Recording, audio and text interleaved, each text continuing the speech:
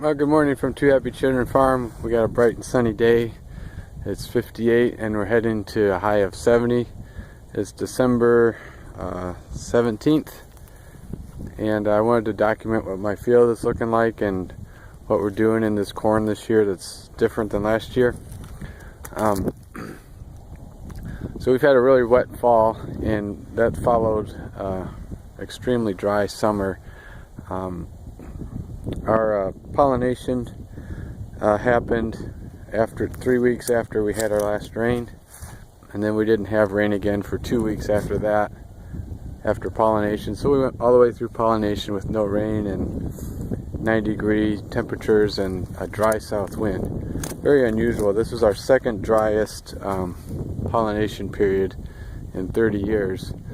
And then that followed a growth period the month before, which was our fourth coldest.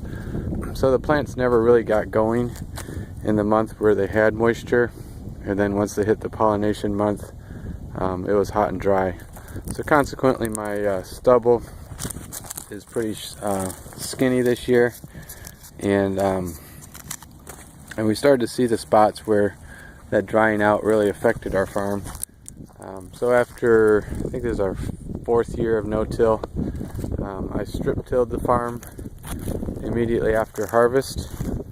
So you'll notice there's very little to no residue in the row middles, and it's slightly uneven because my strip tiller, it didn't really have a berm, it was just a straight shank, and I run it at 12 inches.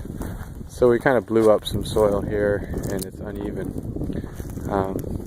I'm going to use my Martin floating row cleaners to level things out before the planter, and I've had really good luck with that. It's a nice floating unit, so when it contacts a dip like that, it's going to float over it, or where it contacts a larger chunk, it'll destroy it. This soil right now is really mellow. I'm out here, the reason I'm out here today is we're doing soil testing, and oftentimes my probe will go in incredibly deep, and this soil's not hard enough to pack, so it's not filling the probe right. So about 10 days ago, finally could get through here again, and these strips that I worked kind of show how my strip tiller was working. I just had to do this because I had put in kind of like tram lines for the farm. So every 40 feet I had left it untilled when I was doing my strip tilling. I was thinking I was going to come back in the fall with my fertilizer, and if we had a typical fall, that wouldn't have been bad. I could have put out my dry fertilizer. So I was leaving those driveways untilled so I wouldn't pack it, but unfortunately we got a wet fall, and so that's kind of the result. I think that'll fall down some more during the winter. And then here you can see where I ran my spray tractor next to that tilled area, and we did have some compaction here, but I'm going to be planting off to the edge a little bit, so it should be okay. You'll notice the weed control issue. We're very clean right now, clean stubble. Our main thing for overwintering is thistles, henbit. So I'm trying something new this year. It's using a group 14, either Valor or Sharpen, and that was 10 days ago. And you're seeing some good death here on the thistle. I used glyphosate as an adjuvant because I didn't really have any grass to take out. I just wanted to do thistles, and you can see there was some summer grass that was coming in here. Since it was wet, we never really were able to take it out, and it just died with the freeze.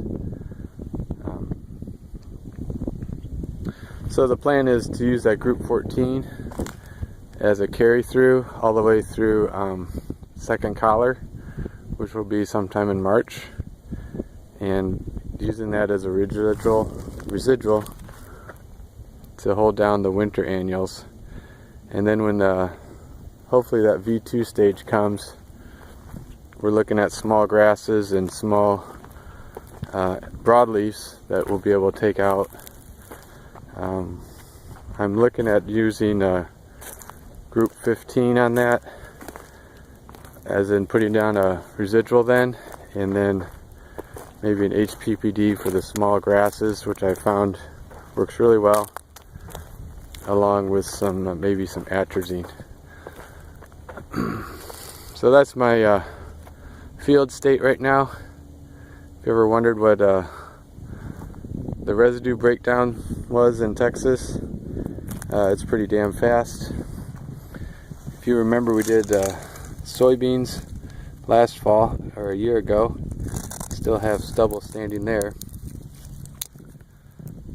But this row middle residue is totally broke down, and I want to keep it clean. So come February, when I do a feeding pass, I don't have to worry about killing anything.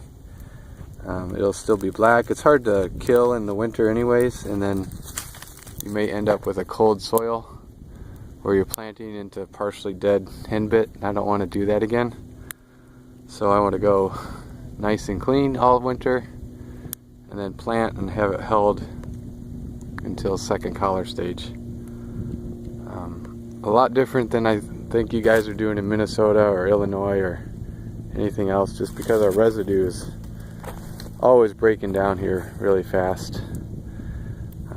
And by the way, this is the area of the field where I was doing my tissue test all season, and this is the high yielding area.